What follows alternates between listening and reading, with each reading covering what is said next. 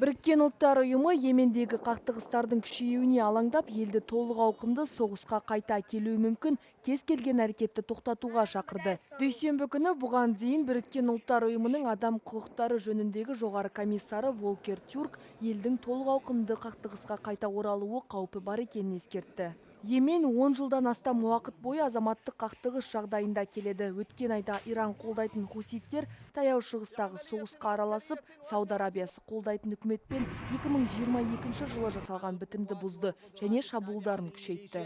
We urge all parties to halt immediately any actions that risk returning Yemen to full-scale conflict.